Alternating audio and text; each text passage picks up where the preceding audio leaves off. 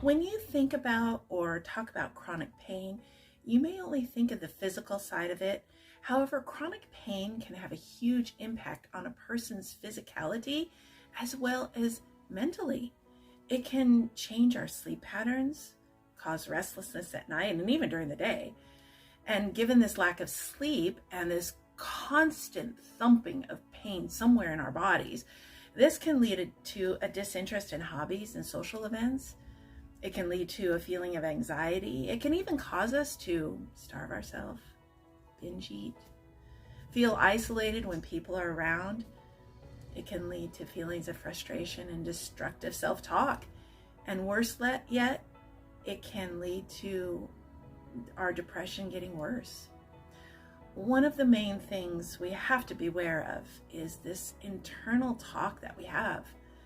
Having this destructive self-talk, it can make a situation worse. It can keep you from coping with your pain in a more constructive manner. When we have this constant flooding in our brains of how much pain we're in, this can cause a problem. This can cause us to have more self-talk, sabotaging self-talk. Things like, no one cares. I'm a burden. I'm useless. I can't take this anymore. This is all my fault. Or whatever your internal talk was or is. It can make the sadness and depression and even the pain worse. This was my self-talk for a few years after my accident. And the more I talked to myself like this, the more depressed I got. And the worse yet, those patterns of self-talk turned into belief patterns. And I gotta tell you, they're really hard to get rid of, but you can. And I want to note here that I still struggle with this from now and then, but this is an ongoing learning process that we all have to go through. And what I'm going to tell you here are just things that have worked for me so far. So then what would I say next? Well, the next step would be to hide my feelings. So my thought pattern was, for many years, I don't want to burden people around me, or I don't want to bring them down. So I'm going to just say, everything's fine, smile, and when the pain gets too much, just grin and bear it. Yeah. Anybody identify with this? We who deal with chronic pain know how it feels when we have to deal with the consequences of overdoing ourselves and dealing with the extra pain afterwards. We know how it feels to want to go to a social function, yet when we get there, all we can think about is going home because we're so uncomfortable. This continual pain can lead to our brains not being able to focus. And my daughter calls me out on this all the time. She'll say something to me and like a second later, I'll say, wait, what did you say? And it's not because I wasn't listening. And that's something, unfortunately, that some people around us don't understand. But it could be because the pain is just so intense at that moment, or the medications that we might be on. This can all fog up our brain and our thought patterns. And then we make the situation worse by telling ourselves we are bad moms, bad spouses, bad friends, bad coworkers, because our brains are fogged up. We can also have the thoughts that people don't believe us. Even after having an accident, being hospitalized with casts and all the other apparatuses that go with that, you would think that would have been enough for my brain not to think like this. But there it was, rearing its ugly head, especially nowadays, because I'm so much more active than I was back then. And when you look at me, you wouldn't know that I have continual chronic pain. There goes those self-sabotaging thoughts again. Okay, so you're thinking, what am I to do? I'm down all the time. I can't seem to talk to myself in a nice way. Well, of course I could tell you, have positive thoughts, right? Yeah, sure. And that would be great if we could control our thoughts 100% of the time, but we can't. So I want you to consider watching what you're feeling, when you're feeling down, 10 easy steps to bring you more cheer in your day. It's a great little video that I did a little bit back, and it's just 10 little steps that'll help you just to make you smile a little bit. However, there are a few extra things that you can do above and beyond that video. First and foremost, allow yourself to feel these things for just a moment. And if you feel ready, go talk to someone. Let me tell you, this was the best decision I ever made. So I had a hip replacement. I had an accident. My mother died. I tore my meniscus. I found out I had cancer, among other things that happened. And this all happened within 6 months. Yeah. You don't think I wasn't down? I was ready to give it all up. I really was. I blame myself for my accident. I blame myself that my mom had to go into rehab while I was in rehab. Isn't that ridiculous? I blamed myself for tearing my meniscus.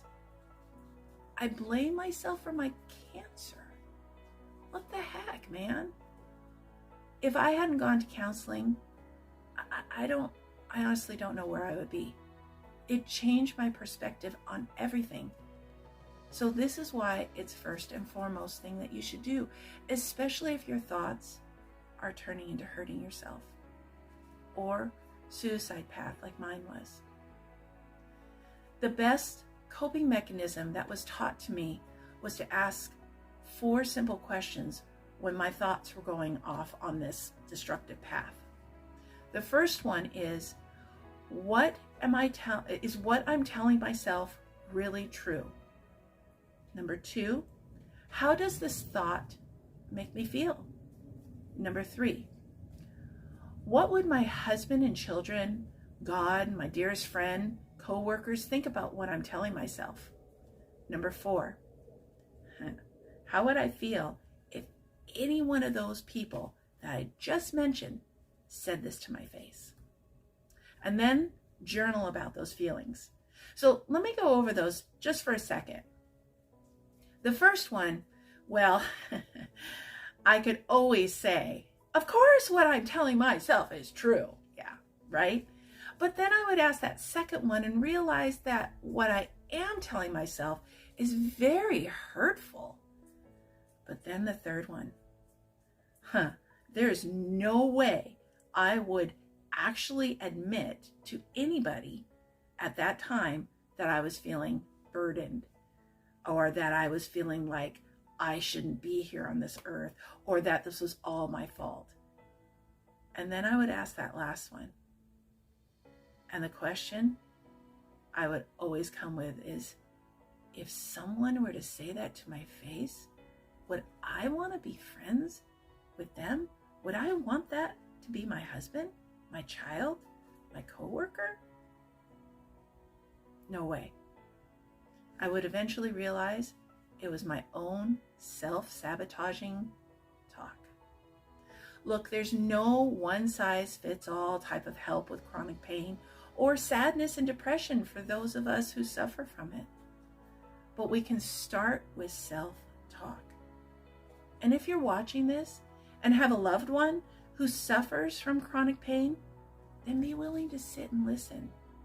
Now listen, they may not come around right away and start talking about it. But if you're consistent being with them every day, every week, once a month, and asking open-ended questions like, what's going on with you today?